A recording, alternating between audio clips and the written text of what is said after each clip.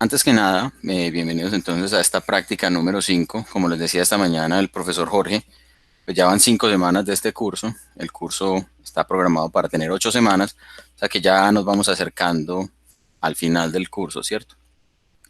Eh, Antes de esta práctica de laboratorio en el que hablaremos de capacitores con dieléctricos, quería comentarles acerca de algo que notamos cuando estuvimos haciendo la calificación de la práctica número 2 de campo eléctrico, que era aquella simulación en la que poníamos las configuraciones de carga eh, y en la cual una de las preguntas, por ejemplo, era realizar una configuración de carga en forma de anillo. Si ustedes recuerdan, esta configuración era más o menos como de esta manera,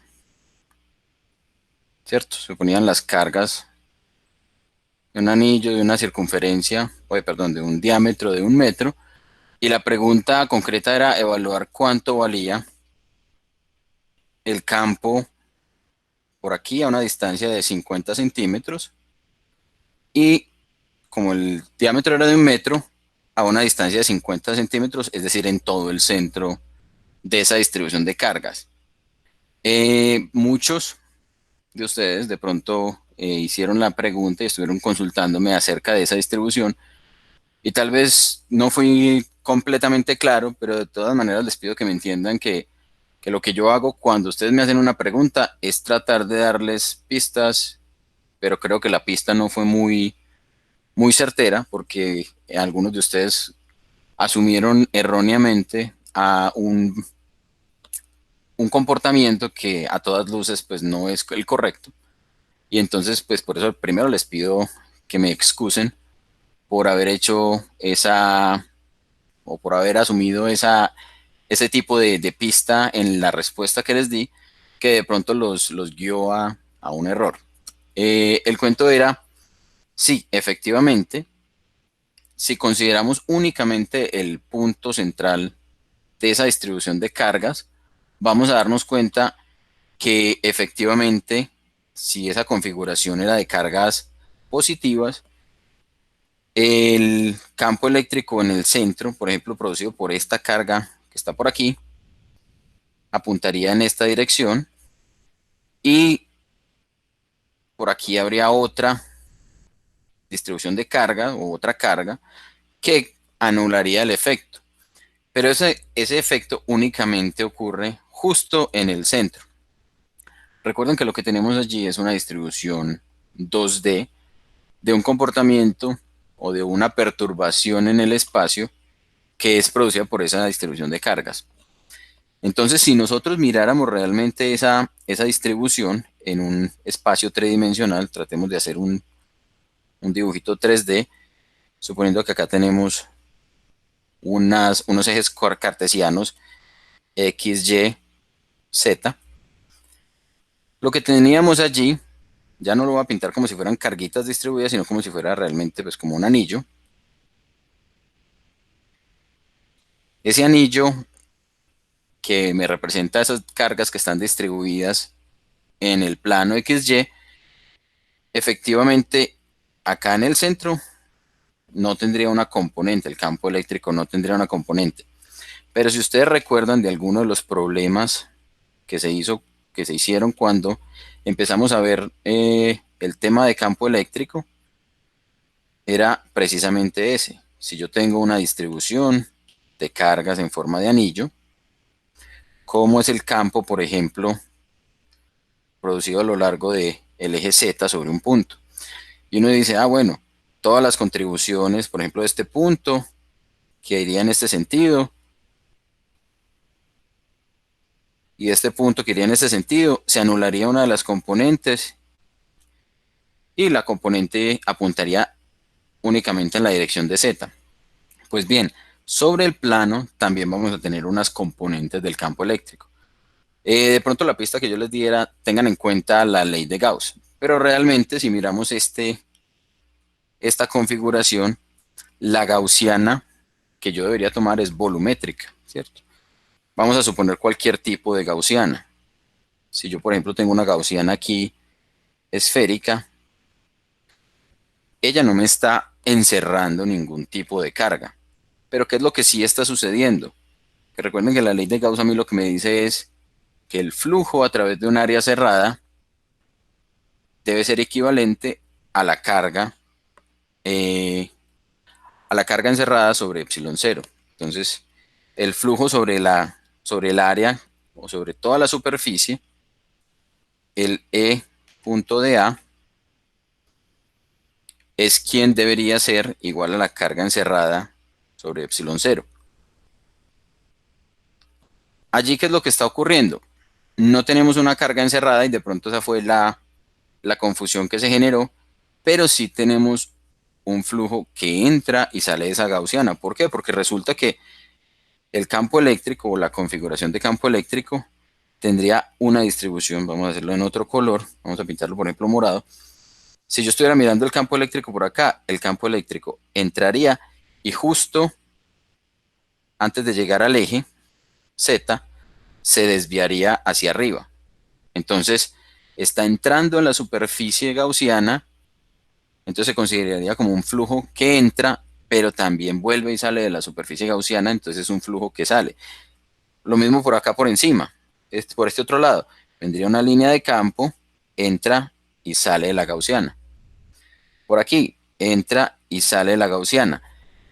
Por encima del punto central, en el punto central valdría cero, pero por encima empieza a tener un valor positivo, como lo vimos en este ejemplo de acá, ¿cierto? Cuando estamos sobre un punto sobre el eje Z, allí sí tendríamos una configuración de campo. Entonces el único punto donde realmente se vuelve o se anula completamente sería en el centro.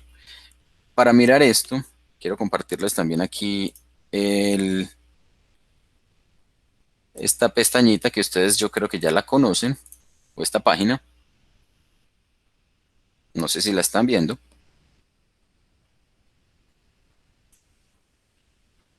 no sé si la ven. Hola, sí, no. Bien, se supone que es la página esta de las simulaciones que hicimos en la práctica de potencial.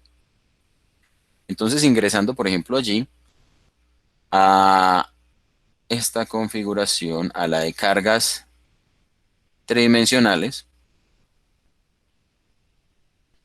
voy a hacer esto que se vea en pantalla completa.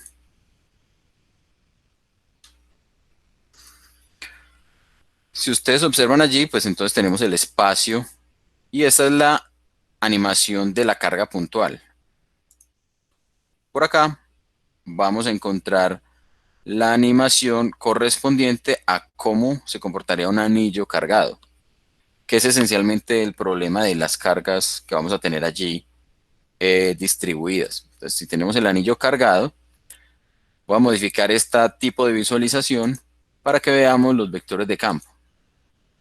Entonces, ¿qué nos damos cuenta allí? Que realmente hay vectores de campo esencialmente en todo el espacio que rodea el anillo, ¿sí? Porque no estamos hablando de una configuración de cargas como por ejemplo tendría si tuviéramos una esfera o si tuviéramos algún tipo de configuración diferente, sino que las cargas están allí posicionadas únicamente sobre el contorno de ese anillo. Y si ajustamos aquí en el parámetro de Z, aquí por ejemplo tenemos una carga negativa. Observen que las líneas de campo apuntan desde afuera hacia el anillo. Vamos a invertirlo para que se parezca a lo que teníamos o a lo que muchos hicieron en la animación. Entonces nos damos cuenta que efectivamente las líneas de campo de esta distribución de cargas o de este anillo cargado hacia afuera apuntan radialmente, pero hacia adentro observen que se van a volver eh, de menor intensidad hasta que en el centro se volverían efectivamente cero. Pero si yo ligeramente desplazo este plano, me doy cuenta que ahora vamos a ajustar el zoom y vamos a ajustar la densidad de los vectores para que veamos un poquito más de vectores.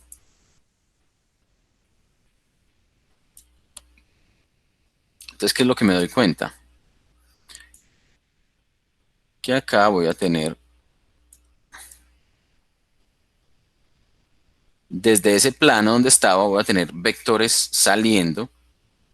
Y si sigo desplazando este plano, pues ahora el campo eléctrico dentro del anillo no es nulo,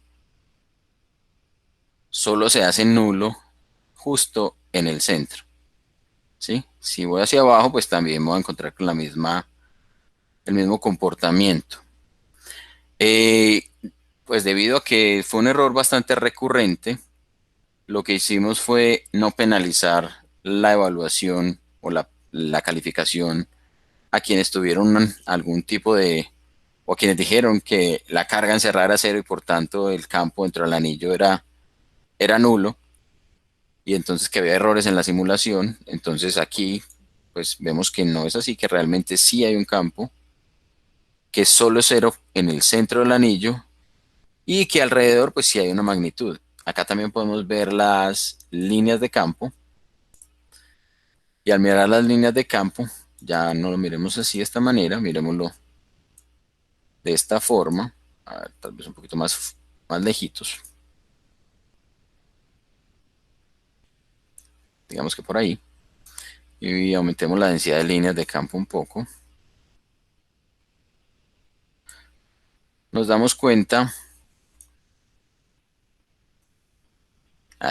ya puse muchas, y ya se empezó a tostar este señor. Listo. Ahí alcanzamos a apreciar que realmente las líneas de campo tratan de, o sea, atraviesan el anillo, pero justo en el centro, en esa parte central es donde no veríamos una distribución del campo. Listo. Bueno, no sé si de pronto tienen alguna pregunta respecto a eso. Como les decía, pues debido a que no fue muy clara la pista que les di, entonces pues, no les hicimos ningún tipo de descuento en esa parte. Juan, Hola. hola, pero eso solo se apreciaría en la simulación ya que es 3D, ¿no? Porque es que Eh, es difícil de ver al ser, pues al hacer el cálculo. claro, no, pero allí, por ejemplo, lo que uno podría hacer es, o sea, ya no simplemente partir de la ley de Gauss, sino de la definición de, del cálculo del campo eléctrico a partir de la expresión pues, de la fuerza de Coulomb, ¿cierto? Y ya de ahí uno diría, aquí en esta región sí tiene que haber algo de campo eléctrico. O sea, si uno dijera, voy a hacer un análisis de esta configuración y voy a analizar un punto sobre el plano XY y cómo cada una de la distribución de carga que está en el anillo contribuye a ese punto, se daría cuenta que hay una componente del campo eléctrico allí. Entonces creo que bueno, pues espero que sirva también de enseñanza para mí, para no dar pistas tan despistantes, porque realmente sí creo que no fui bastante claro al hacer énfasis en esto. Eh, y bueno, no sé si de pronto tienen algún otro comentario. No, gracias. Listo. Yo argumenté usando esto que acabo de decir, pero bueno, pues de pronto las correcciones fueron por otra cosa, Kenny. Pues yo no he revisado todos los informes. De todas maneras, una vez termine, si eso te afectó la nota, no, realmente no creo que eso te haya afectado la nota, pues porque con Carlos conversamos para que eso no les afectara la nota. No sé si de pronto Carlos tiene algún comentario respecto a las notas de los que ya he evaluado, porque Carlos ya va más adelante que yo en las calificaciones.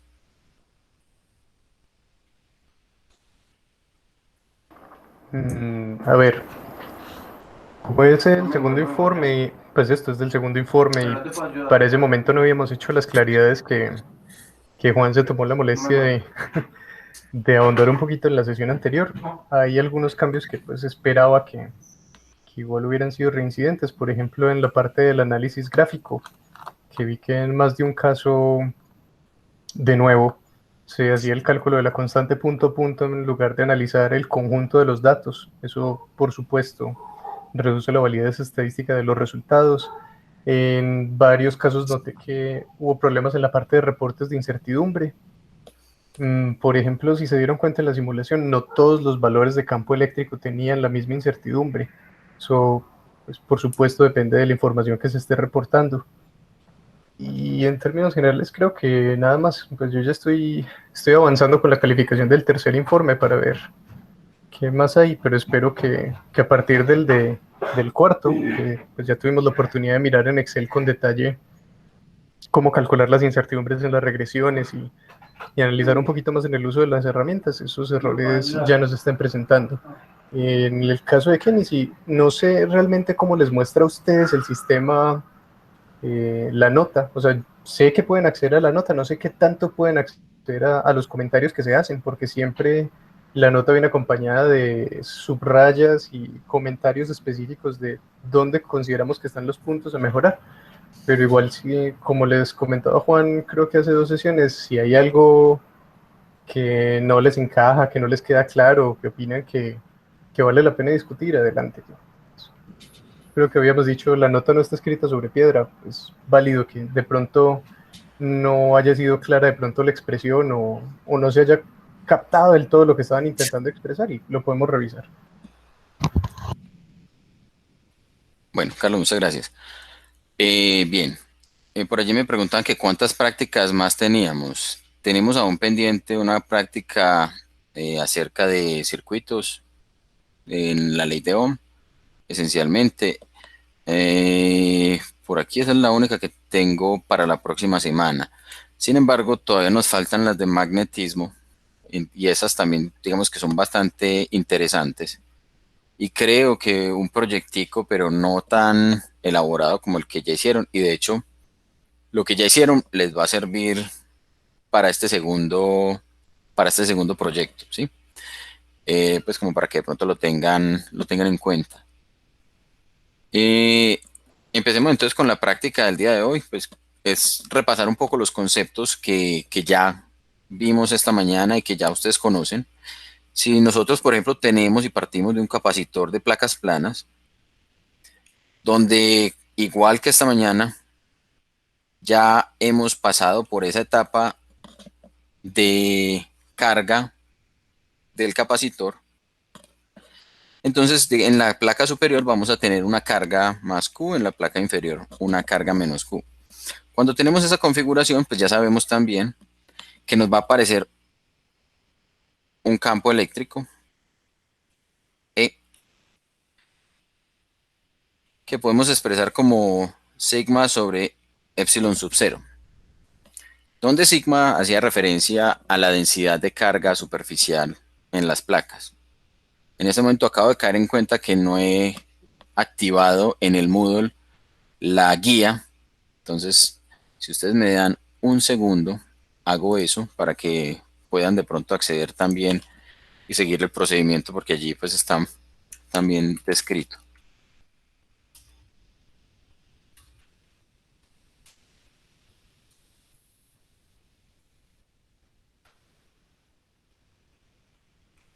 Así que, por acá, y visualizar. Práctica 3, 4, 5. Listo. Esto no lo necesitan. Listo. Les debe aparecer entonces. Ah, no, este tampoco. Ocultar. Este no, este sí. Mostrar. Ahora sí. Listo. Ya les debe aparecer entonces en el Moodle la guía de esta práctica. Para que por favor quienes la sigan en el momento en que yo voy haciendo la charla, pues la puedan ir visualizando. Entonces, bien. Teníamos entonces nuestro capacitor de placas planas cuya densidad de carga superficial era sigma, y eso nos determinaba cuánto era la intensidad de ese campo eléctrico que iba a aparecer. Resulta que esas cargas eh, sufrían o tenían la característica de que iban a estar allí fijas en las placas. Entonces acá va a tener las cargas positivas que aparecieron o que se generaron allí o que se fueron desplazadas al momento de yo haber hecho la carga del capacitor, cuando los electrones viajaron desde el polo negativo, desde del terminal negativo de la batería o de la fuente, viajaron hasta la placa inferior, y esa presencia de ese electrón allí removía un electrón de la placa superior y la mandaba hacia el terminal positivo de la fuente o de la batería, dejándome la placa superior cargada positiva y la inferior cargada negativa. En el momento en que yo apago o desconecto completamente la fuente, esas cargas no pueden irse para ningún lado. Eso es una de las cosas que es importante tener en cuenta. Sin embargo, a esas cargas las vamos a llamar cargas libres. Y esas cargas las vamos a llamar libres con el fin de diferenciarlas con otras cargas que van a aparecer luego, ¿cierto? Entonces esta es la carga libre, y por lo tanto pues tendremos asociado una densidad sigma libre y un campo eléctrico libre, ¿cierto? En términos generales, cuando hablamos de un material dieléctrico, estamos hablando de que al momento de modificar el espacio que tenemos entre las dos placas, introduciendo un cierto material, vamos a poner aquí un material,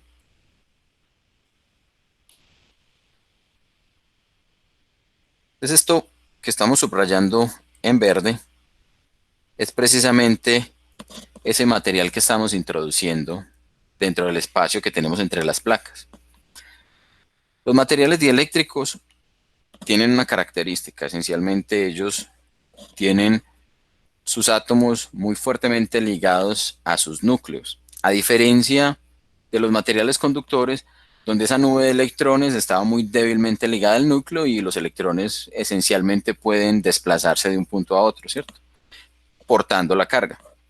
En este caso, si nosotros dijéramos cómo sería el átomo de un... corrámoslo para acá, que es que si no, no lo vemos porque mi cabeza está estorbando. Si nosotros tuviéramos el átomo, por acá tendríamos la carga positiva y por acá tendríamos la carga negativa, en alguna posición, de algún modo distribuida, ¿cierto? Oscilando de un modo aleatorio. Pero resulta que cuando este material dieléctrico ingresa en un campo eléctrico, esa partícula o esas partículas negativas tienen una cierta tendencia a pasar un poquito más de tiempo o a vivir un poquito más cerquita de donde están las cargas positivas del campo. Entonces, ¿qué es lo que hace eso? Esencialmente, lo que hace es ligeramente alargar, elongar la forma del átomo, de tal manera que pues el núcleo del átomo va a seguir estando por aquí, pero ahora las cargas negativas van a estar un poquito más desplazadas hacia la parte superior. Entonces, como si tuviéramos sobre el material, esto que tenemos acá, lo tendríamos con todos los átomos del material. En esencia, ¿eso qué es lo que nos va a traducir? Se nos va a traducir en que por acá se nos van a desarrollar una capa de cargas negativas en las cercanías de la placa superior, que es la placa positiva. Entonces son cargas del material dieléctrico que no se arrancan del átomo como tal, sino que se desplazan. Entonces esa región queda ligeramente más negativa. Y al mismo tiempo, sobre la placa inferior, o sea, en la cara que está en contacto con la placa inferior, pues vamos a tener una distribución de cargas predominantemente positivas. Eso, como ya vimos, nos genera o nos establece, vamos a borrar esto de aquí, no sé si ven que acá tenemos el material dieléctrico, y no borré lo que quería borrar, que eran estas cositas. Listo, ahora sí. Bien. Entonces eso es lo que nos establece básicamente, es un campo eléctrico en esta otra dirección. ¿Con qué características? Esta carga que tenemos por aquí ya no la llamemos carga libre porque realmente no son electrones que van a estar pudiéndose mover libremente, sino la carga inducida. Y asociado a esa carga inducida, pues voy a tener una densidad de carga negativa inducida. Y de un modo similar, por acá voy a tener la carga inducida positiva, esta sería negativa, y asociada a ella una carga o una distribución, una densidad de carga inducida también, pero ahora positiva. ¿Qué ocurre con esas dos densidades de carga? Pues que esencialmente esa carga o la intensidad de este campo eléctrico que me aparece por aquí, vamos a escribirlo por acá, sería un campo ahora inducido, que no sería otro que la densidad de carga inducida sobre epsilon sub 0. En términos generales, pues sabemos que si tenemos dos campos que se están superponiendo en la misma región del espacio, que es el espacio que tenemos allí entre las placas, así tengamos el dieléctrico, los campos se sumarían vectorialmente. Entonces sabemos que el campo neto, vamos a ponerlo por aquí, el campo neto sería esencialmente la suma vectorial del campo, llamémoslo libre, más el campo inducido. Pero en términos generales, si nos damos cuenta, los campos van en direcciones opuestas, entonces la magnitud de esos campos, la magnitud del campo neto, se puede expresar como la magnitud del campo libre menos la magnitud del campo inducido.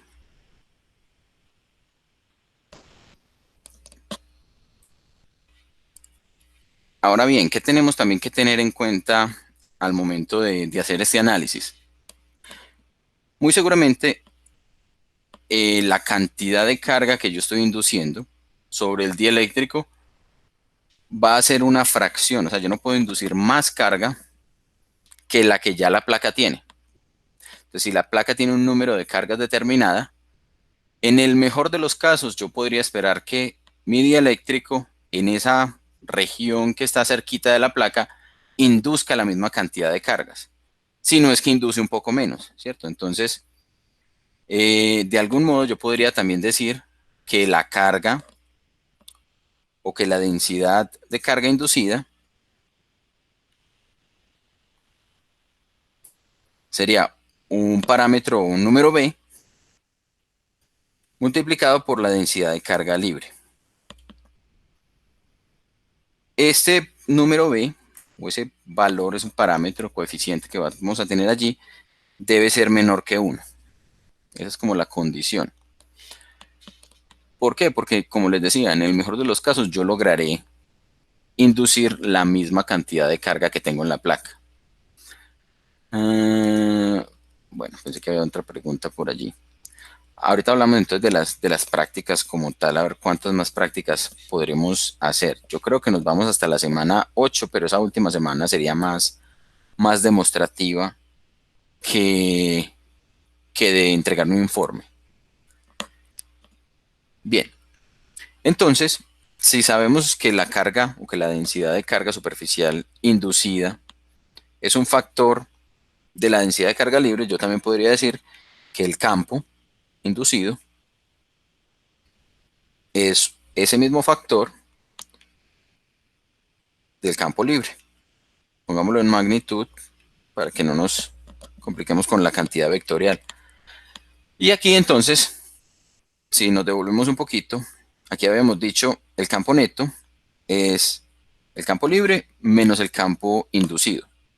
Y por aquí dijimos el campo libre, el campo inducido es un número B veces el campo libre. Y entonces yo puedo decir, listo, entonces el campo neto que voy a tener dentro de mi capacitor o dentro de mis placas paralelas, el campo neto va a ser una fracción 1 menos B del campo libre.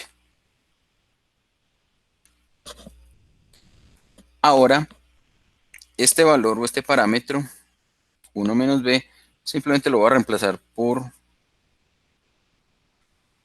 conveniencia y por tradición, por convención, vamos a llamarlo 1 sobre kappa.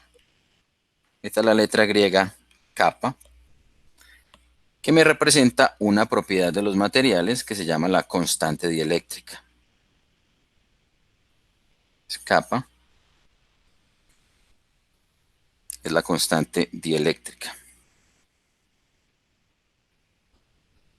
que fue un parámetro que ya esta mañana discutió el profe Jorge en la clase. Entonces yo creo que algunos pues ya vieron la tablita. Por acá también tenemos una tablita no tan completa como la que el profe les presentó. Pero entonces aquí lo que podemos decir es que esencialmente ese campo neto es el campo libre sobre ese parámetro kappa. Y ese es como el resultado más importante que vamos a ver acá. Ahora bien, si nosotros nos damos cuenta de qué es lo que este parámetro está haciendo, kappa realmente, para poder tener esta configuración, miren que este valor tiene que ser menor que 1, ¿cierto? 1 menos b tiene que ser menor que 1. Entonces, eso solamente se cumpliría si kappa es mayor que 1. Ese parámetro kappa es mayor que 1. ¿Qué es lo que vamos a encontrar entonces? Que una vez nosotros introducimos un dieléctrico a una región del espacio entre dos placas o entre dos conductores que tienen un campo eléctrico allí, que llamamos el campo libre, cuando metemos ese dieléctrico, el campo neto se va a reducir. ¿Con qué efecto? Con que si el campo se reduce, y nosotros sabemos que la diferencia de potencial, en el caso pues del potencial eléctrico, es E por D, donde esta sería la separación entre las placas.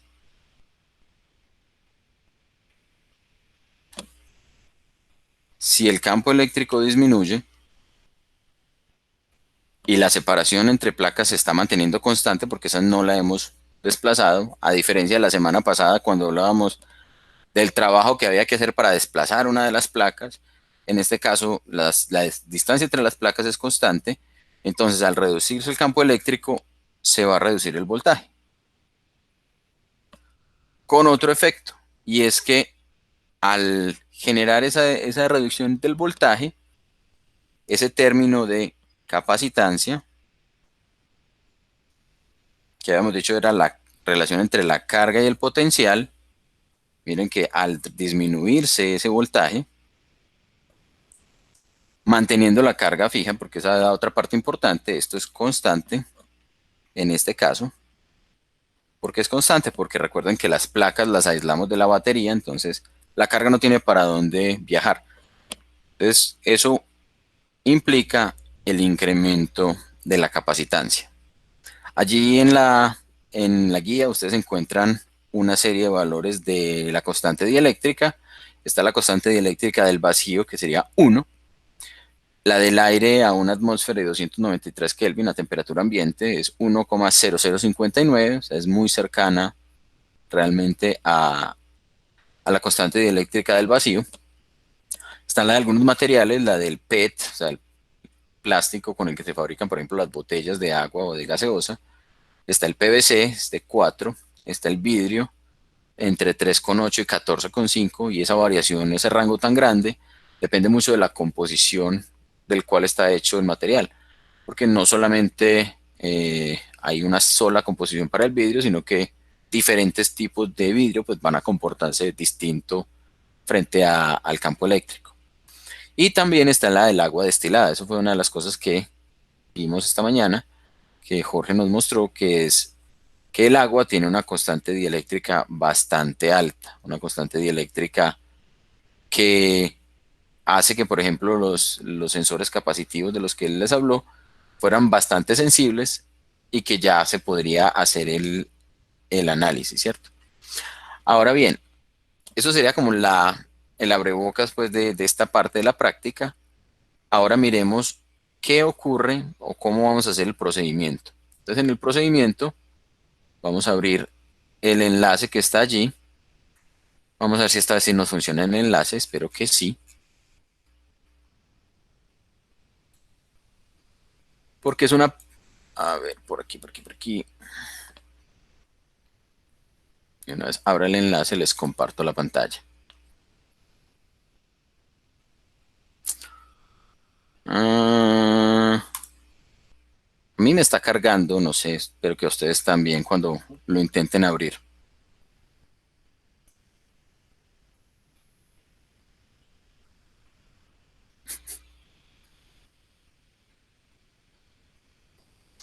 Ujujú.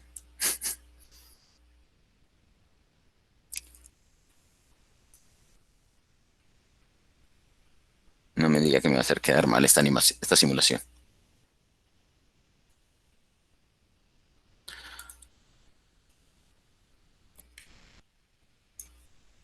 Se demora un buen rato.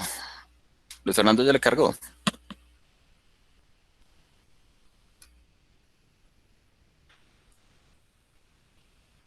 Como 10 minutos después, exagerado, Luis Fernando. Sí, realmente es un proceso un poco largo porque la simulación no es la misma que trabajamos la semana pasada. La semana pasada trabajamos con una simulación que está hecha en HTML5 y los exploradores de Internet, todos los browsers están, digamos, optimizados para el HTML5. Entonces carga rápidamente ese tipo de simulaciones. Pero si vimos la semana pasada teníamos una simulación que era bastante básica, o sea, nos permitía cambiar esencialmente la distancia entre las placas, el área de las placas y el voltaje de la batería. Eso era todo lo que nos permitía hacer y mostraba pues unos cuantos indicadores, unos medidores. En esta, que es una versión más antigua de la misma simulación, está hecha en Java, pero ahora los exploradores no tienen el Java tan, tan bien, ¿cierto? No son tan optimizados para Java. Y entonces se da uno cuenta, pues toca hacer como una vuelta, que es utilizar ese chirp J, chirp J, que simplemente permite correr el Java o alternativamente, vamos a ver si de pronto por el lado de la alternativa nos demoramos un poco menos.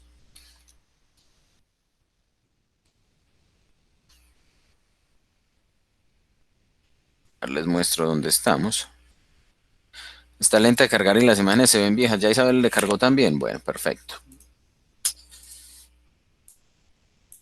Yo les comparto.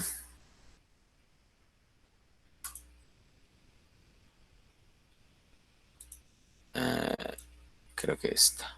No,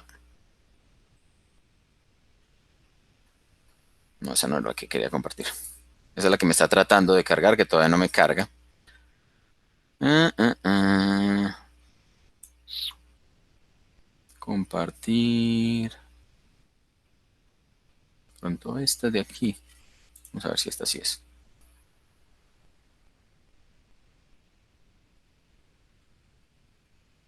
¿Mm? ¿Mm?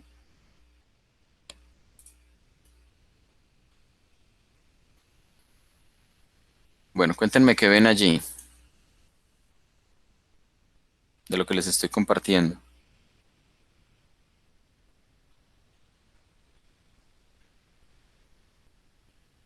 Se ve cargando. O sea que no estoy compartiendo la que es. La simulación cargando.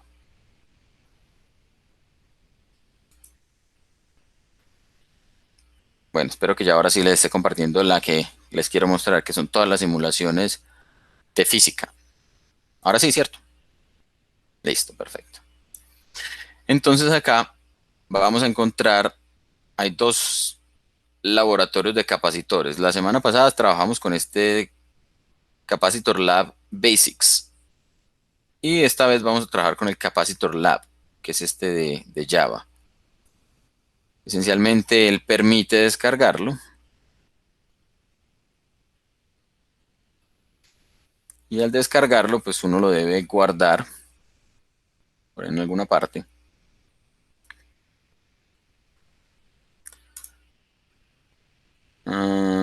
Parece que yo ya lo tenía descargado. A ver qué te hiciste.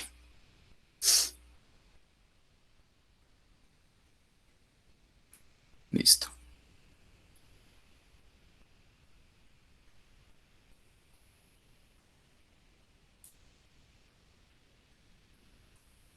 Nada, que el otro se quedó cargando. No me cargó finalmente.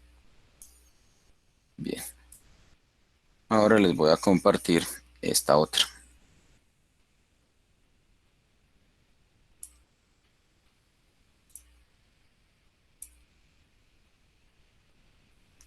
Bien.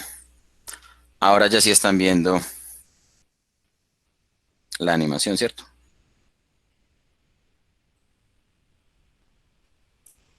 Listo, perfecto.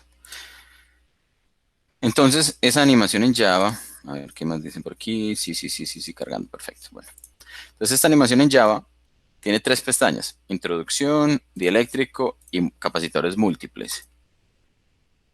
Esta primera introducción es esencialmente la misma que vimos la semana pasada, ¿cierto? Puedo modificar desde 400 milímetros cuadrados hasta 100 milímetros cuadrados, desde 10 hasta 5 milímetros. Ustedes vieron que la semana pasada podíamos reducirlo incluso un poco más, hasta 2 milímetros. Se puede modificar el potencial de la batería, el voltaje, y se puede conectar y desconectar la batería. Y por acá tenemos en la parte derecha que me muestra las líneas de campo, que me mida la capacitancia, la carga, la energía almacenada, el voltímetro.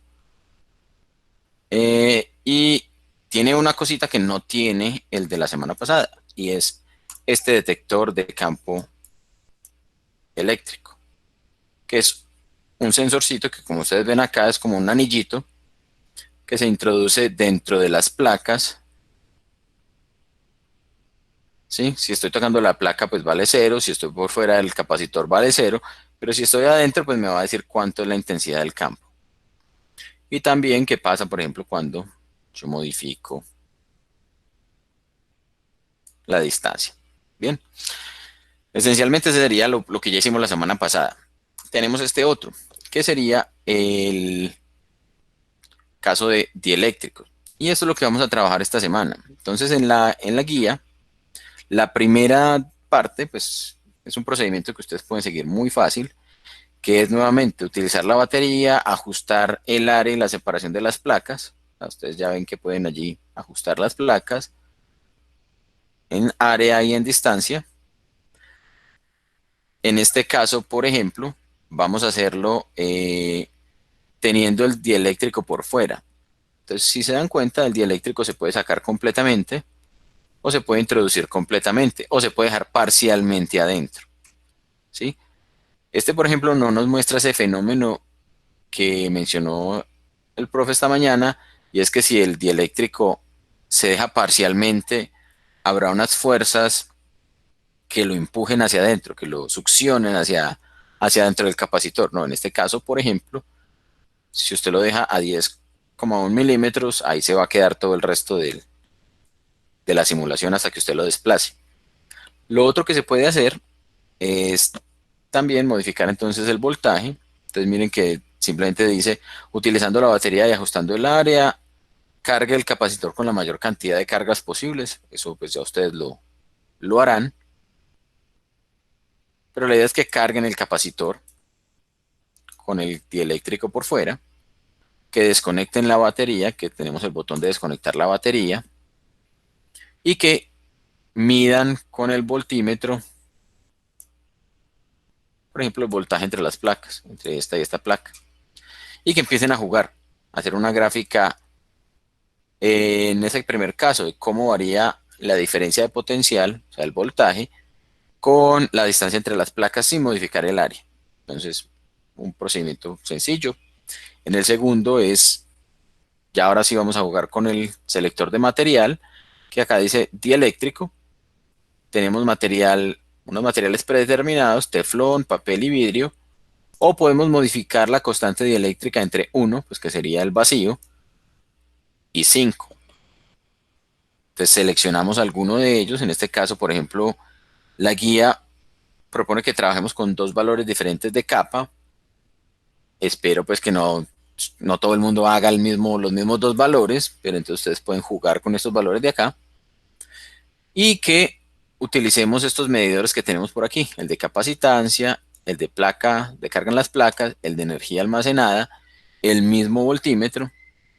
Y la idea es entonces, partiendo de la configuración que en el caso anterior nos dio la máxima capacitancia, realizar las gráficas de voltaje entre placas, energía almacenada, capacitancia, en función de la posición del dieléctrico. Entonces, ¿qué es lo que tenemos que hacer? Pues a medida que vamos ingresando el dieléctrico entre las placas, observen que los valores de los medidores van a irse modificando. Miren que, por ejemplo, acá, el medidor de la energía almacenada se le activó una lupa. ¿Eso qué es lo que hace? ¿Qué es lo que me permite? Me permite tener un mayor detalle de la energía. Miren que acá, por ejemplo, estoy reportando la energía como 0,09 por 10 a la menos 12 joules, pero si le doy aquí, me da una cifra significativa más a la medida, 0,94 por 10 a la menos 13 joules. Entonces es una medida un poco más refinada que lo que se tenía cuando lo sacaba. Aquí, por ejemplo, observen que si eso sucede, él me sigue dando, a pesar de que la lupita negativa o de menos se activó, todavía tengo tres cifras significativas en la medida. Entonces ustedes, cuando hagan el reporte de datos, pues analicen cuál sería o qué sería lo más adecuado, si reportarlo de esta manera o simplemente volverlo a ponerlo así donde tenía dos cifras significativas. Bien, entonces la idea es graficar esas tres gráficas, capacitancia, carga y energía almacenada, contra contra la posición para dos valores diferentes de la constante dieléctrica. Luego, hacer la conexión de la batería, permitir que sin el dieléctrico que se carguen las placas. Luego, posicionar las puntas del voltímetro. Entonces, activamos el voltímetro. Allí lo tenemos. Variar la distancia y mirar qué empieza a suceder con con estos mismos parámetros. Y finalmente, inserte otros dos dieléctricos, también de diferentes K, y modificar la distancia entre placas y mirar también qué está pasando. Un análisis relativamente corto. Ya la segunda parte del procedimiento es un ejercicio. Si nos vemos acá la otra pestaña, acá tenemos capacitores múltiples, que fue algo que esta mañana lo vimos en la clase. ¿Qué pasa, por ejemplo, si tenemos dos capacitores en serie? ¿Cuál es la capacitancia equivalente a esos dos capacitores? O tres capacitores en serie, o dos capacitores en paralelo, tres en paralelo, dos en serie y uno en paralelo, dos en paralelo y uno en serie. Entonces miren que hay varias configuraciones y yo puedo jugar aquí con los valores de la capacitancia de cada uno de ellos. Entonces simplemente me va mostrando cuánto es la capacitancia entre las placas. Y además me dice cuánto es la capacitancia total, me dice cuánto es la carga almacenada. En este caso no tenemos carga porque no hemos hecho fluir nada de corriente a través del circuito. La energía almacenada, el voltímetro, el campo eléctrico. Acá, si queremos ver el campo eléctrico en cada uno de los capacitores, lo podemos hacer. Entonces ustedes jueguen con esas opciones para simular ese mismo circuito que está allí presentado. La idea es que hagan el cálculo analítico para determinar todos esos parámetros y luego lo comparen con el valor experimental. Entonces, una vez ya tengan un valor experimental, pues ya pueden eh, reportar un porcentaje de error. De pronto hay alguna duda con respecto a lo que tenemos que hacer. Juan, ¿cómo activas el detector de del campo eléctrico? ¿Cómo se activa? Allí está la opción, se llama Electric Field Detector. Simplemente es un chulito yo no entiendo cómo toca hacer las gráficas, esencialmente punto a punto, pues tomando datos.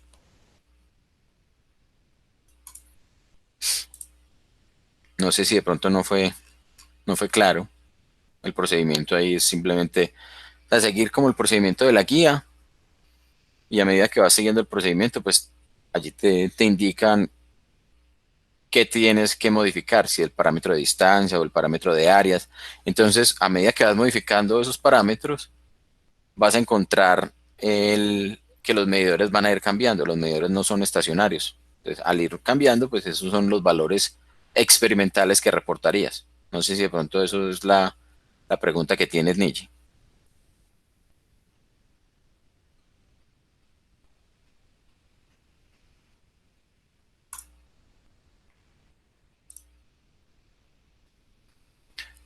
En la parte B tocaría hacer tres gráficas respecto a la posición. La parte B, permíteme.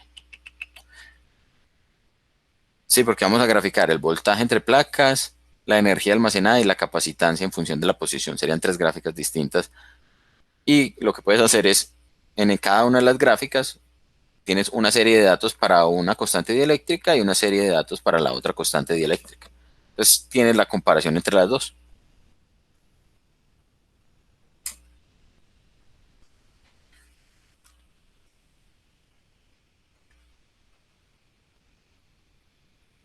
Bien. Entonces, esencialmente eso es el laboratorio. Es un poco más, pues, conciso porque ya ustedes la parte de dieléctricos, perdón, de capacitores, pues ya la trabajamos la clase pasada.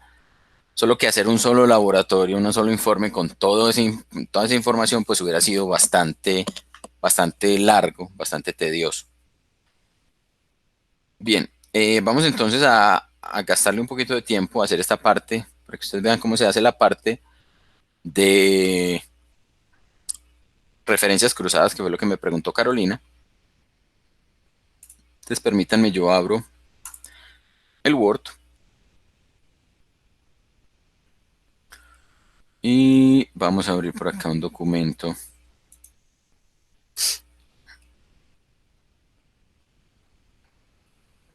Abrimos un documento, puede ser un documento nuevo.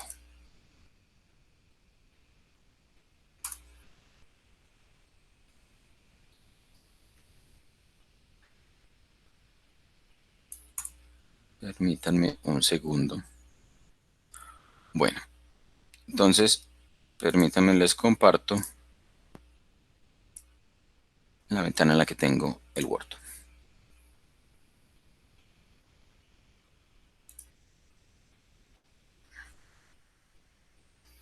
Listo, ¿están viendo el Word en este momento? Sí, perfecto. Entonces, esencialmente, la parte de referencias cruzadas la utilizamos principalmente para lo que llamamos las leyendas de las figuras o de las tablas. Eh, ¿Cuál es un procedimiento adecuado? Pues yo puedo estar realizando mi tabla o mi figura. Supongamos que vamos a insertar una tabla cualquiera con los datos, ¿cierto? Variable, dato, dato, dato.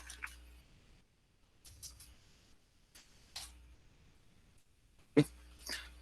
Hice mi tabla, la llené con la información adecuada.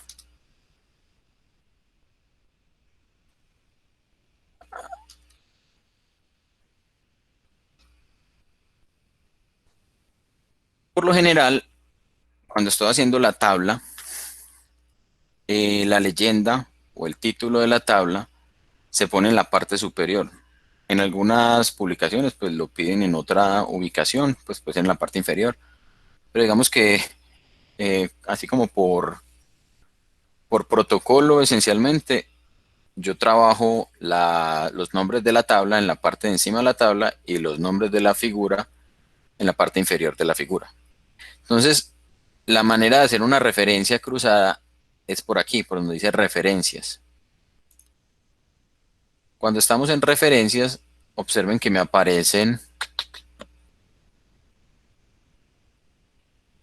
ya, Me aparecen acá. En mi Word se llama Captions, en el de ustedes no sé cómo se llama, creo que leyendas. Entonces lo primero que le preguntan a uno es qué es lo que quiere insertar o qué es lo que va a hacer. Entonces vamos a decirle que nos inserte un caption. Y los captions pueden ser de diferentes, o las leyendas pueden ser de diferentes tipos. Por acá, la etiqueta es la que me indica qué es lo que yo voy a poner. Entonces miren que esta etiqueta es esencialmente para figuras. Tengo una para ecuaciones y tengo una para tablas. La recomendación es utilicen cada una de las etiquetas esencialmente para lo que realmente es, ¿cierto? Para que si son tablas, utilicemos la de tabla y nos enredamos un poquito menos la vida. Entonces a la tabla, pues estoy en una forma de modificarla para que no me aparezca en inglés. Creo que... No, es por aquí. Ah, no. Yo creo que el problema es que acá el idioma lo tengo directamente en inglés. Entonces vamos a abrir en español. Listo, vamos a mirar ahora. Y miremos si... Ay,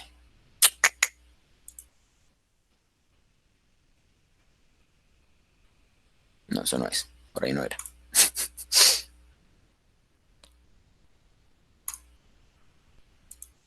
Bueno, supongamos que ustedes encuentran la manera de generar el parámetro de etiqueta correcta para que aquí no les aparezca figure, sino figura. De todas maneras, no es tampoco una camisa de fuerza si en el informe les aparece etiquetado de esa manera. Entonces aquí, por ejemplo, digamos tabla, no, eso no era una figura, digamos era una tabla. Digamos que vamos a hacer una tabla, tabla 1, datos experimentales.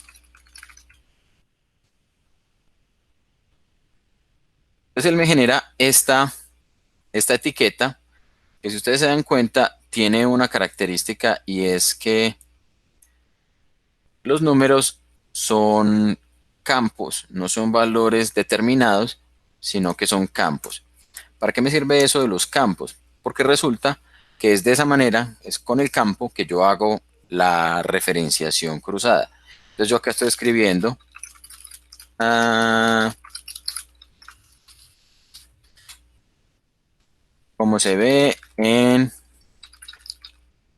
ahí, en la tabla 1. Entonces uno diría, bueno, entonces voy a poner aquí tabla 1.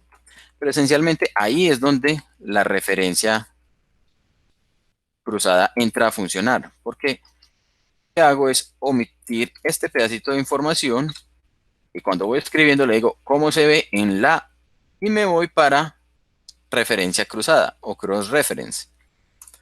Y en referencia cruzada selecciono el tipo de referencia que yo quiero insertar en esa posición donde tengo el cursor. Busco por acá y me encuentro con que quiero una referencia de tabla.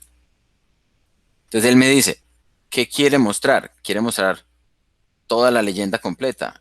Entonces si yo le digo que sí, que a él me va a poner Table 1 o tabla 1, datos experimentales, pero yo solamente quiero que me muestre la etiqueta y el numerito. Entonces le digo solo la etiqueta y el numerito, insertar, cerrar. Entonces ya ahí me apareció esto que también se va a comportar como un campo. Y continuamos, escribiendo. Por acá voy a tener otra tabla, por ejemplo. Vamos a insertarla, esta segunda tabla. Hacemos el mismo procedimiento. Es más, hagámoslo de esta manera. Digamos que antes de esto tenía otra tabla. Esta tabla que tengo acá. Y quiero generar una tabla anterior a la que generé como tabla 1. Entonces hago lo mismo. Simplemente voy a referencias, inserto tabla, datos preliminares, por ejemplo. Entonces miren que automáticamente la tabla que hice de primera se cambió, pero todavía no se me ha cambiado aquí, ¿cierto? Entonces para cambiarlo, lo que hago es decirle o selecciono ese parámetro y le digo F9, opa, selecciono todo el texto y le digo F9. Y no se me está mostrando bien. Me puedo parar allí y darle clic derecho del botón, pues, del ratón, y le puedo decir actualizar el campo. Y al actualizar el campo, entonces él me dice, ya eso es la tabla 2. Sin embargo, creo que acá tengo un problema, y el problema es el siguiente. Está diciendo, esto es parte de la tabla 2 o de la etiqueta. Entonces tenemos que decirle que no, que eso no es una etiqueta. Por ahí no es. Por aquí. Vemos que esto es normal. Ahora sí. Y cuando actualice esto debe desaparecer. Borrar esta tabla.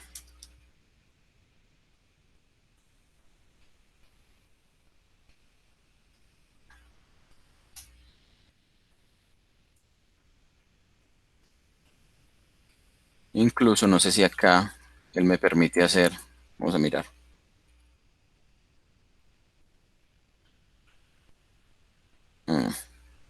Sí me cambia, pero todavía está pensando que esto es una tabla. Que esto es parte de la etiqueta. Y no sé por qué. Borremos esta tabla de aquí más bien. Insertemos la tabla nuevamente.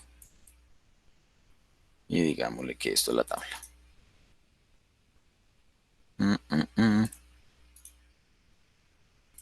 Ahora sí.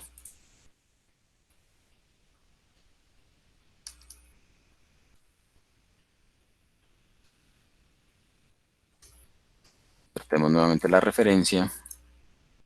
Digámosle que la tabla 2, solo la etiqueta. Ahora sí. Bien.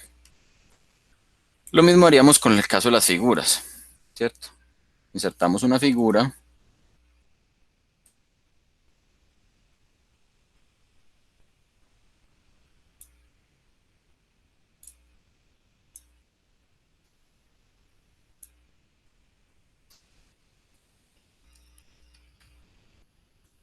Después de que la insertamos, simplemente nos paramos en la posición que queremos ponerle la leyenda y le decimos referencia, insertar la leyenda. Ya esto no es una tabla, sino una figura. Le ponemos el título a la figura.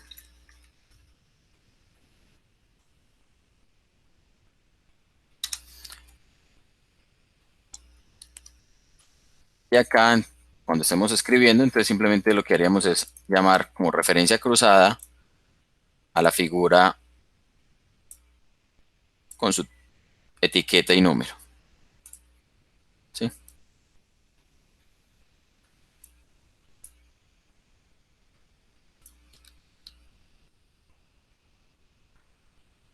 Bien, no sé si de pronto hay alguna duda o eso ya más o menos clarifica un poco cómo se puede trabajar con las etiquetas cruzadas. Pues eso de todas maneras tiene su proceso de que su curva de aprendizaje, por así decirlo. Inicialmente a uno le da un poquito de lidia, pero ya después le va cogiendo como el tiro. Y también de esa manera se pueden generar, por ejemplo, en un informe largo, por ejemplo, que ustedes quieran hacer una tabla de ilustraciones, o, perdón, sí, la tabla de ilustraciones que me muestre todas las figuras, tabla de figuras, o la lista de tablas, así como el índice de todas las secciones, el listado de figuras, el listado de tablas. Bien. Eh, Ahora bien, ahora miremos lo otro que les quería mostrar en el Excel. Vamos a abrir el Excel, ¿dónde está eso?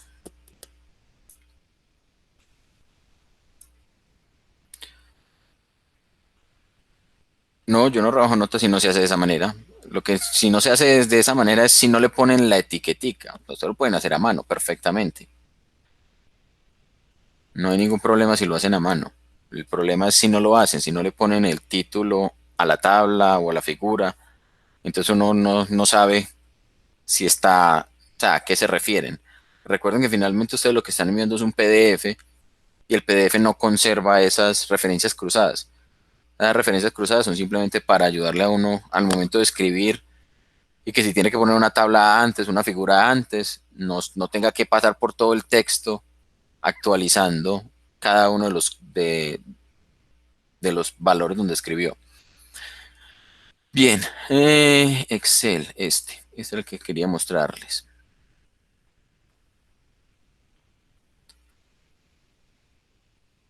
Abrámoslo por aquí en una hoja nueva.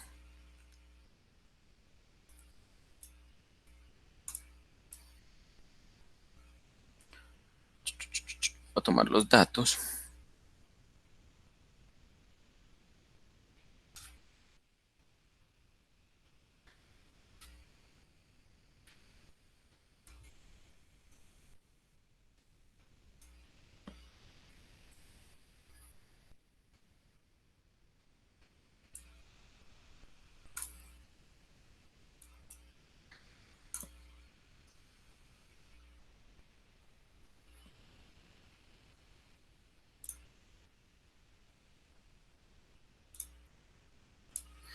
Y les voy a presentar ahora el libro de Excel. Ustedes me dicen si lo están viendo con buena resolución o no. O si necesitan que lo amplíe un poco más para que se vea más grande los numeritos.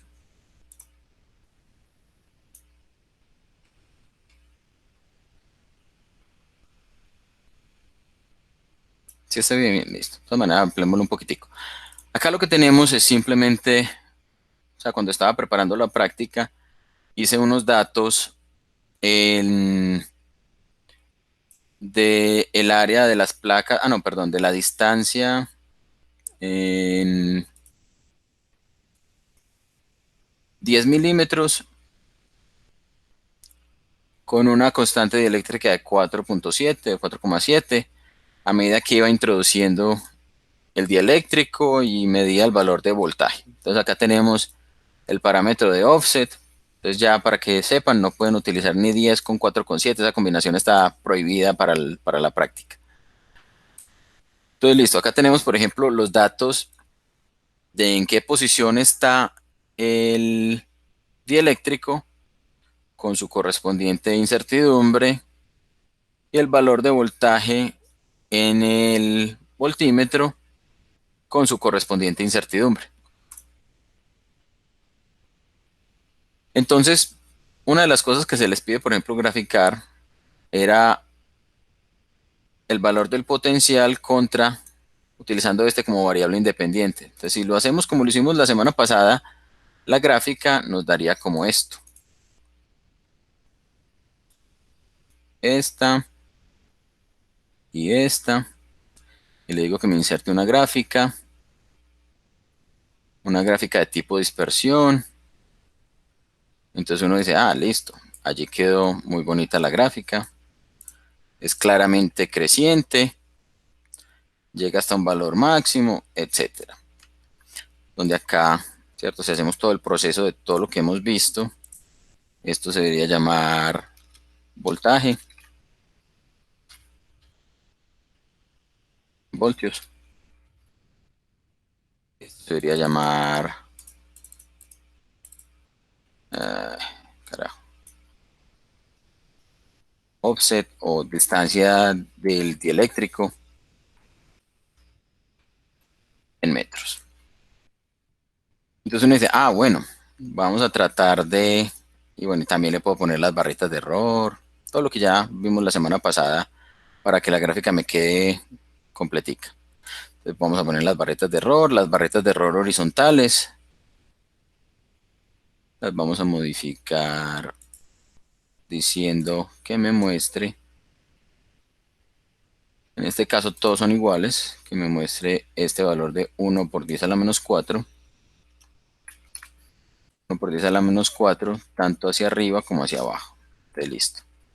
Y fuera de eso, el error de este, miren que si la asumimos que es simplemente el parámetro que me está mostrando o el último dígito significativo, entonces cuando llego a este valor, pues se descacha el parámetro. Entonces vamos a decirle que las barretas de error verticales van a ser personalizadas, las negativas van a corresponder a estos y las positivas van a corresponder a estos mismos. Listo, ok. Y me quedaron las barritas de error bien chiquiticas. Entonces yo digo, ah, me quedó muy bonito. Entonces una de las cosas que, por ejemplo, es posible hacer, es decir, que podamos visualizar esos datos y sus barras de error, es que el marcador, o sea, que esos puntos que me aparecen allí, simplemente no los dibujamos, le decimos ningún marcador. Entonces, ¿qué es lo que me muestra la gráfica? La gráfica me va a mostrar allí simplemente dónde se cruzan las barritas de error. Entonces vamos a mostrar esto por acá en una... vamos a moverlo a una tablita por sí sola. Que acá ya se ve un poquito más grande. Entonces miren cómo me quedó la gráfica. Quedó relativamente bonita. ¿Dónde va a estar el problema? El problema es que Excel, cuando yo le digo muéstrame la línea de tendencia, entonces uno dice, ah, esto está creciendo, claramente no es lineal. Podemos inclusive hacer esto y decir, bueno, vamos a ver cómo nos da el parámetro de la ecuación y cuánto me da el valor de R, a ver si eso tiene cara de ser una línea recta. No, claramente eso no es una línea recta, entonces vamos a buscar otra. Vamos a mirar una logarítmica. Entonces me aparece un error, me dice, algunas líneas de tendencia no se pueden calcular porque los datos contienen valores negativos o cero. Entonces, por ejemplo, los logaritmos no están definidos para cero. Entonces, en ese caso, no puedo utilizar un logaritmo. Ah, caramba, qué problema. Vamos otra vez a ver qué otro tipo de ajuste puedo hacer. ¿Qué tal un ajuste exponencial? Ah, sí, se ajusta un poquito mejor, pero no es que uno diga, lo tengo, ¿cierto? Miren que el R es 0.9631, entonces el ajuste tampoco es como el mejor que se pueda lograr. Luego de esto, entonces uno dice, bueno, de pronto hay otro, miremos a ver. Eh, el de potencias tampoco me da. Ese también me genera un error. Y entonces uno dice, ahora sí ya no puedo hacer nada. Resulta que, que todas las opciones que Excel tiene por defecto no me permiten obtener una regresión o un ajuste adecuado de estos datos. Y entonces eso me obliga, sí, podría hacerlo polinómico, pero recuerden lo que les dije la semana pasada, pues polinomio es como la menos recomendable de los datos, sí. Cuando tengo un polinomio de orden 5 pues los cogí todos y esencialmente me va a mostrar una chorrera de coeficientes con x a la 5 x a la 4 x a la 3 x a la 2 x a la 1 y el intersecto y claro, me da 1. Pero realmente esto no es el comportamiento de esa curva. ¿Sí? Es simplemente una curva que se ajusta a los datos. Entonces, utilizando otro programa de ajustes científicos pues, que utilizamos generalmente cuando tenemos que hacer un informe o algún artículo o algo de este estilo, eh, encontré cuál era como la ecuación o la función que se ajustaba mejor a este tipo de comportamientos. Vamos a parar aquí para que vean.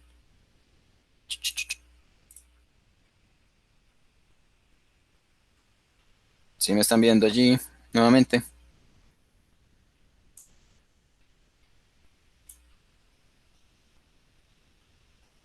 Creo que se pasmó.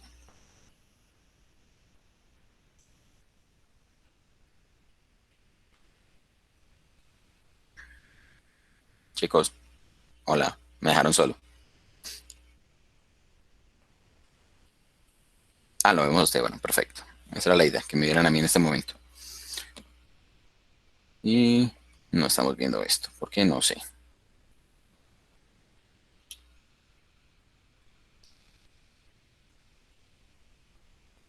Ahora, déjenme entonces les comparto nuevamente otra pantalla. ¿Dónde está?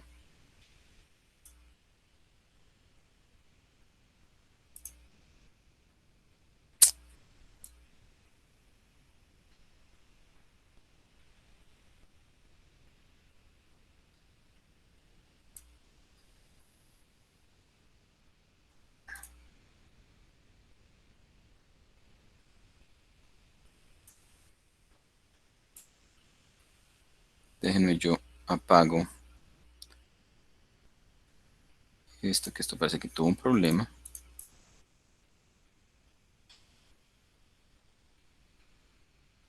Muy bien.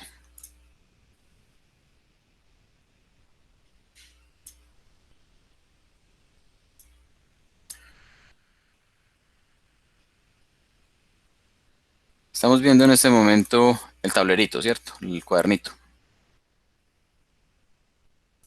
Listo, perfecto. Ay, y ahora no estamos viendo nada, sí, no, sí, todavía estamos viendo el cuadernito. Listo. Entonces resulta que la función era de esta forma. Era de esta forma funcional. Y igual a 1 sobre A más B, X. Entonces, ¿qué era lo que nos aparecía allí? Que este de acá, este es el voltaje, y este es el, el parámetro de offset, el desplazamiento, donde este parámetro es una constante 1 y este es otro coeficiente o constante 2.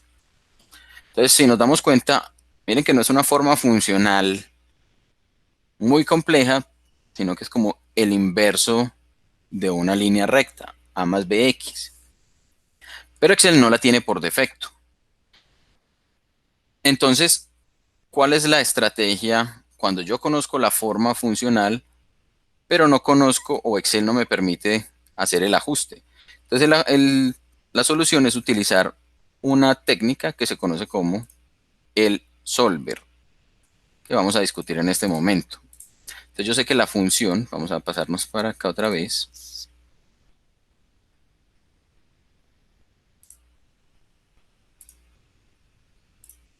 Listo. Aquí simplemente voy a escribir la función. Este no tiene nada que ver. Yo sé que y es igual a 1 dividido a más b por x. Esa es la función que yo necesito encontrar. ¿Y qué es lo que voy a hacer? Voy a hacer entonces, voy a llamar a esta celda A, le voy a dar un valor aleatorio, a esta celda B, le voy a dar un valor aleatorio. Y acá voy a hacer una estimación. ¿Una estimación de quién? Del voltaje. ¿Qué es lo que yo quiero obtener? Lo que yo quiero obtener es, o sea, si yo aplico esa fórmula, miren que sería algo como así. Sería 1 dividido esta celdita A. Acá voy a presionar la tecla F4. Y con la F4 lo que hago es ponerle estos signos de peso antes y después de la letra E. ¿Eso es para qué? Con el fin de fijar la celda. Pero realmente, bueno, no sería con la E17, sería con el valor correspondiente, con esta de acá, con la F17. Entonces, ese sería mi constante A más B veces, B sería este parámetro de acá, también lo voy a fijar, y a eso lo voy a multiplicar por el parámetro de offset. Entonces miren que cuando evalúo esa función, me dice cuánto sería la estimación, vamos a ser más claros aquí, estimación de V. Ese es el parámetro que quiero llegar. Pues miren que a medida que se modifica o que hago la función, ¿cierto? Desarrollo la función, cada una de estas celdas pues va a tener los mismos dos valores A y B, pero mostrándome el valor correspondiente de la variable X. ¿Qué es lo que yo quiero hacer? Lo que yo quiero hacer es decir, bueno, vamos a mirar cuánto es el error. Error. Y vamos a hacerlo de la manera que hicimos el error en las estimaciones de la práctica número 3, creo que fue. 3, 4, la de potencial. Sí, cuando hicimos el cálculo del potencial. Vamos a decir que el error es el valor, la relación que hay entre el valor experimental menos el valor estimado, y esto lo vamos a dividir por otra vez el valor experimental, ¿sí? Y a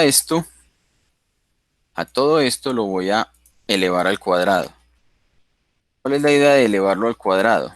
Lo que quiero hacer es simplemente tratar de determinar cuál es el cuadrado de esa diferencia.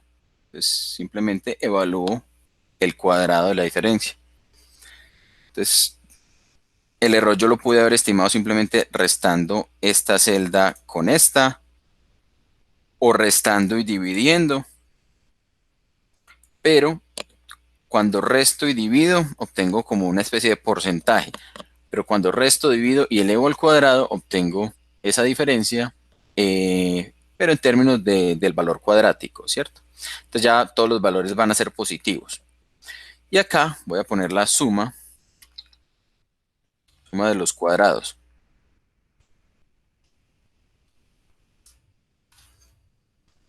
Ponerle la suma de los cuadrados y vamos a decir que a esta celda que tenemos acá, esta es la suma, estos parámetros que tenemos aquí, de estos. Entonces, si yo sumo todos esos cuadrados, lo que voy a obtener es este valor numérico. Ahora bien, eso que estamos haciendo tiene un objetivo. El objetivo es el siguiente. Vamos otra vez a presentar este.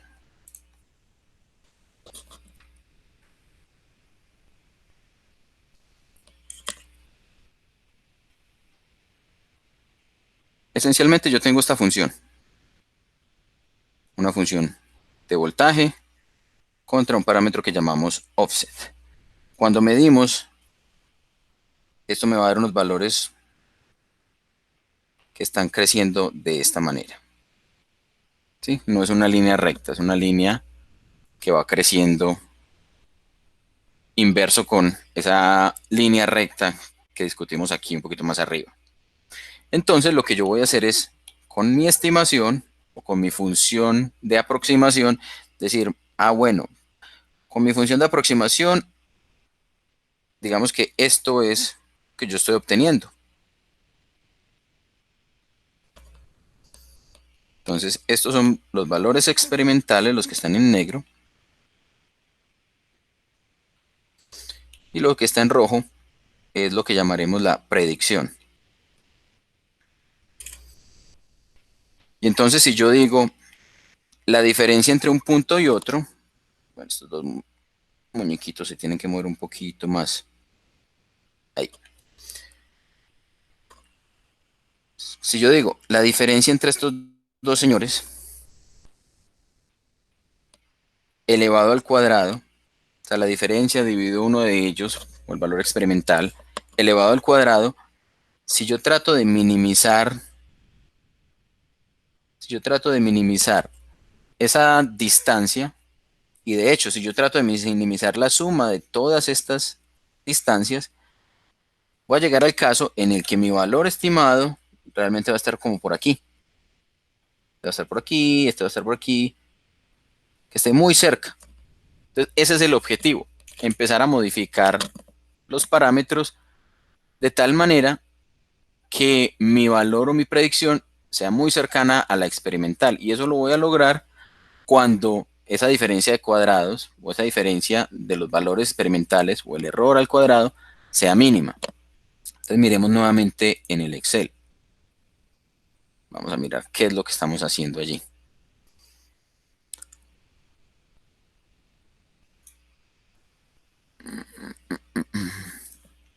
Vamos a llevar esta tablita, o vamos a generar la tablita, de hecho, un poquito más fácil. Este contra este. Vamos a insertarla. No le voy a poner los ejes a esto, pero ustedes ya me entienden qué es lo que queremos hacer. Esta era una de las tablas. Estos son mis valores experimentales. Y ahora en esta misma voy a introducir los datos de mis valores predichos, de mi predicción. Mi predicción es para las X,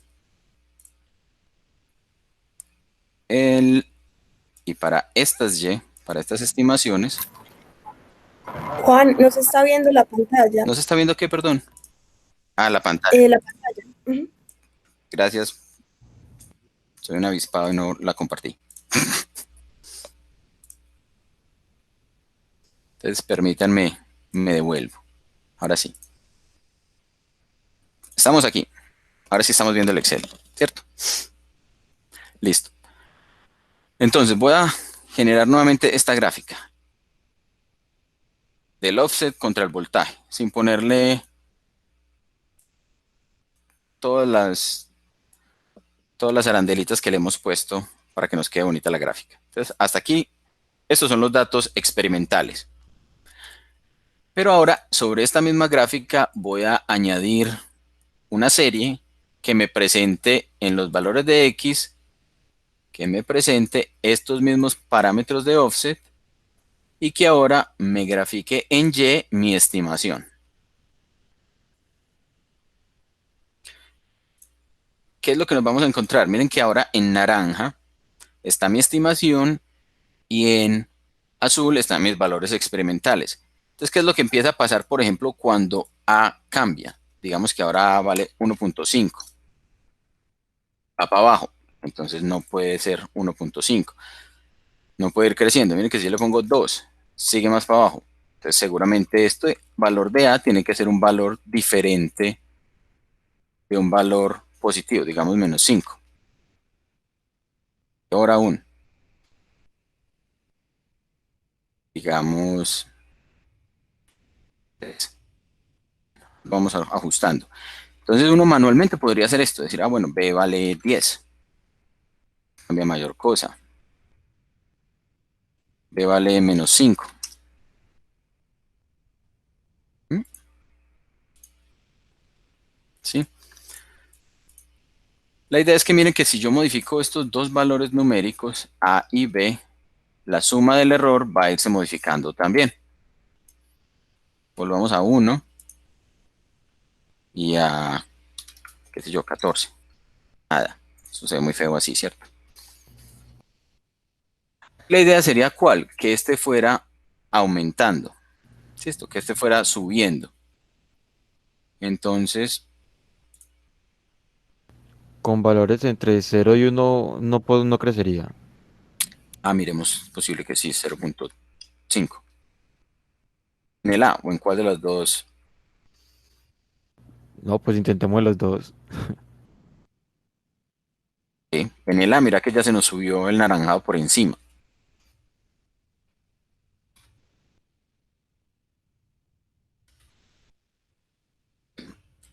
Entonces más o menos captan cuál sería la idea de esto que estamos haciendo.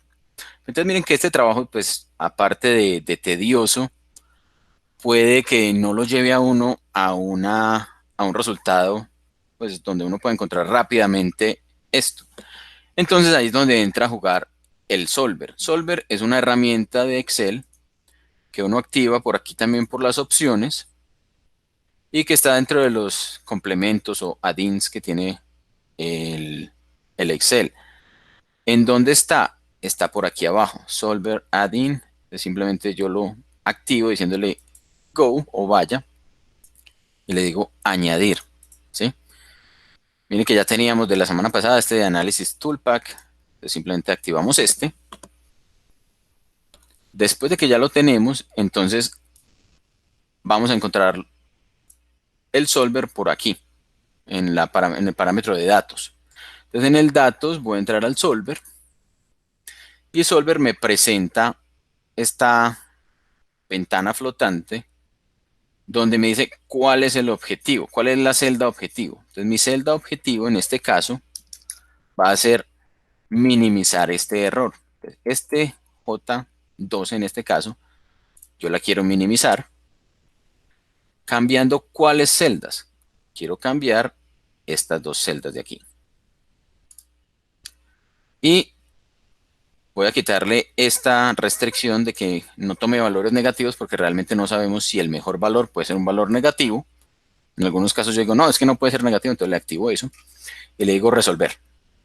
le echo la bendición y ya apareció un valor. Aquí nos aparecen los resultados, nos dice mantener la solución. Ok. Y si nos damos cuenta, miren que la suma de cuadrados ahora es de 3.75 por 10 a la menos 5. El orden de magnitud se redujo considerablemente y los parámetros A y B que Solver estimó como los más adecuados son de 0.6268 y menos 24.69. Pero miren que ahora es casi que indistinguible los punticos azules de los puntos naranjas. Nuestro valor medido, que fueron estos de acá, contra nuestro valor estimado, que nos lo entrega con un montón de cifras decimales. ¿Sí? A partir de ahí, ¿uno qué puede hacer entonces? Uno puede entonces decir, es que yo quiero ahora trazar la línea de tendencia, ya que no me la muestre como puntos, no como va a parar en la serie que me muestra el solver, que es esta estimación, y le voy a decir, no me la grafique así, grafíquemela sin marcadores, y como si fuera una línea sólida, y como si fuera una línea suavizada. Entonces, uno dice, pero eso no se ve tan bonito porque esto aquí parece que tuviera un quiebre, ¿cierto? Entonces uno lo que puede hacer, ya conocemos la función, simplemente vamos a borrar esta serie de acá, voy a dejar los datos experimentales, los datos del análisis, o sea, mi medición fue entre 0 y 20 milímetros, entonces aquí simplemente voy a decir el offset, 0, 0.05, 0.1, perdón. Voy a llenar esto hasta que llegue hasta... no, esto es a la menos 3.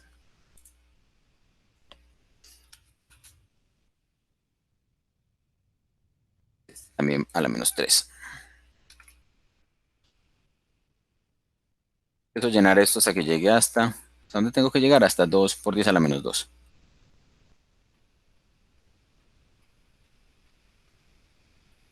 Lo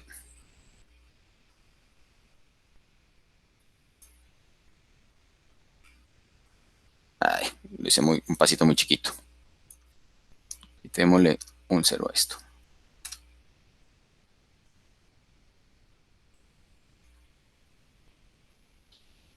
No va a llegar nunca. Ahí ya llegué.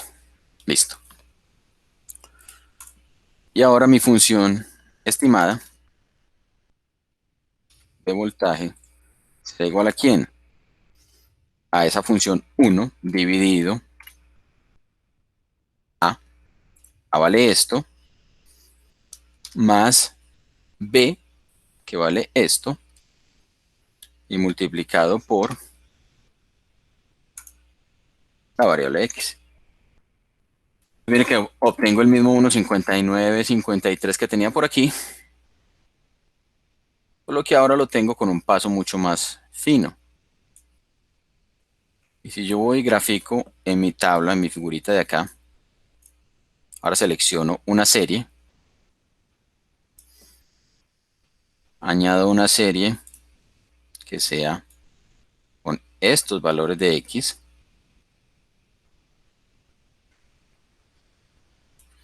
y con estos valores de Y.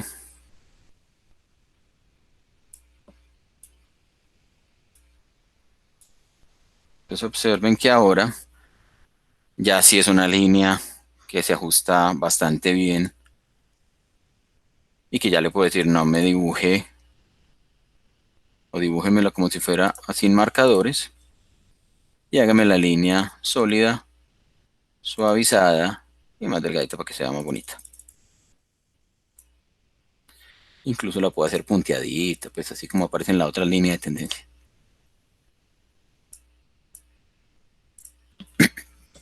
Listo. Entonces tenemos la curva que me muestra la línea de tendencia, que la obtuve a partir del solver, y los puntos experimentales. Y allí pues simplemente sería añadir las barras de error, las etiquetas, todo, etcétera. Bien.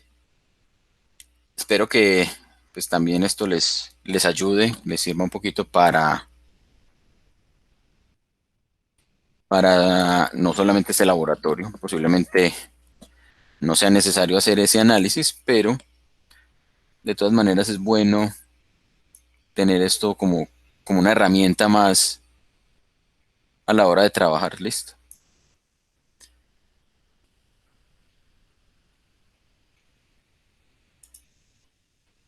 No sé si de pronto tienen un segundo.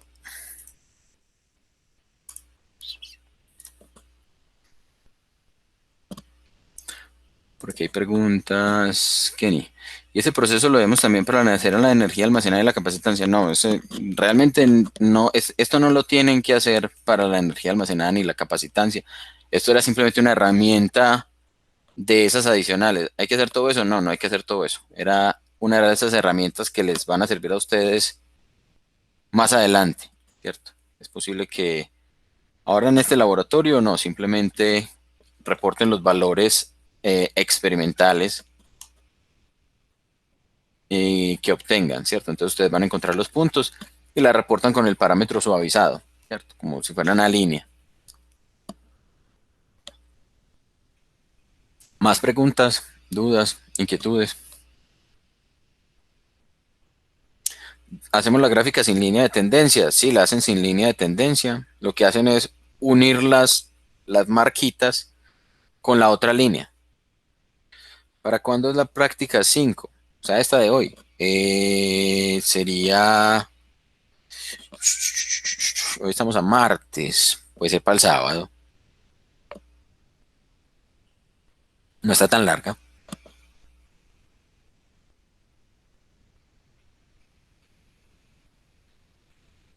¿Listo, chicos? Si no hay más preguntas, de pronto Carlos tiene algo adicional, algún comentario. No, de momento no. Recordarles que por favor al hacer los informes les den una leidita después de escritos para identificar errores de redacción y ortografía, que hay varios casos en los que parece que ni vuelven a leer lo que escriben.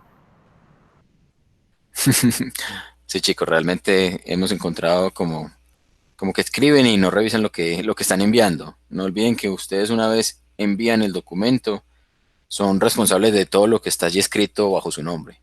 Y eso aplica no solamente para los informes, sino para cualquier cosa. ¿Para qué valores de R2? Ahí sí es una pregunta completamente estadística. Me declaro impedido para responderte con autoridad al respecto. No sabría qué responderte, Caro, en ese caso. Pero es más como la forma funcional que el modelo que uno esté aplicando sí se ajuste a los valores experimentales. Entonces ahí es donde uno dice, es mejor utilizar un poquito de estadística un poco más avanzada para responder o para saber si el modelo se ajusta bien o no. Punto 96, es mejor hacer ese procedimiento. Dependería ¿por qué? Porque es que tú también podrías tener algo así. Digamos que yo tengo un comportamiento de esta manera, ¿sí? Y yo tengo unos datos que tienen esta dispersión. Entonces, si tú haces un análisis de ajuste de tendencia lineal, la línea recta pasaría como por aquí. Pero el recuadrado tiene que ver con estas distancias, como la distancia desde el punto medido hasta el punto estimado. Entonces, si tú miras, cada uno de estos tiene un valor relativamente alto. Entonces uno diría, no, no se ajusta bien. Pues realmente, si este es el comportamiento, unos están por arriba, otros por abajo. Entonces, sí estaría relativamente bien. Pero en el caso que tenemos ahora, o en el caso de esta función, lo que uno vería sería algo como esto, ¿cierto? Como los puntos van creciendo y ninguno de los ajustes que Excel me propone se ajusta bien. Y si yo veo una línea recta, pues la línea recta lo que va a hacer es tratar de minimizar estos con estos. Entonces no va a quedar como una tendencia muy buena. Sería como eso. Listo. Bueno, muchachos, muchas gracias por la asistencia, por los que quedaron hasta el final. Yo no les voy a hacer quiz, pero de todas maneras, gracias por asistir. Se cuidan mucho y nos vemos entonces en una próxima oportunidad.